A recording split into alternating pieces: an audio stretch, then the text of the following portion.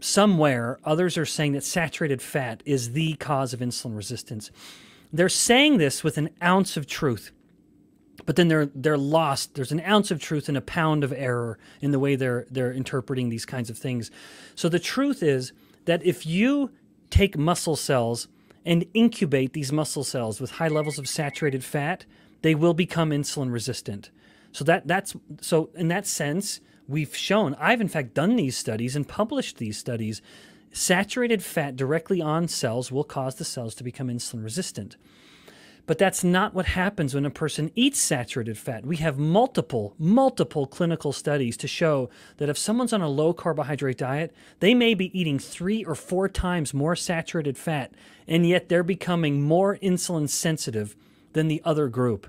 And moreover, when we look at a population scale over the past 40 years or so, the consumption of saturated fats has been plummeting. Well, then how can we correlate that? How can we reconcile that with the fact that diabetes is skyrocketing? It doesn't fit.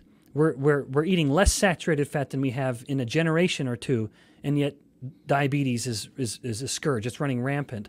So we have that ounce of truth that if you incubate cells with saturated fat, they will become insulin resistant, but that doesn't jive with what happens physiologically, because when you eat a fat, it's getting moved through the body, it's getting desaturated, it's getting extended. The body's doing all kinds of different things with these fats. It's not just as simple as a cell being loaded with saturated fat. Now, similarly though, Stephen, there's an experimental error that people will interpret, which is when you infuse fat.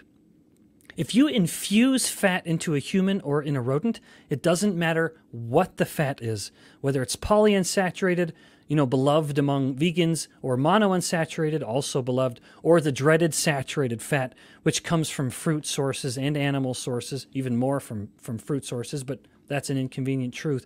Saturated fat, it doesn't matter what the fat is. If you are infusing it directly into the bloodstream, the body will become insulin resistant simply because you're forcing it to metabolize this enormous bolus of fat that you just infused the blood with. And so the body is thinking, I am loaded with fat right now.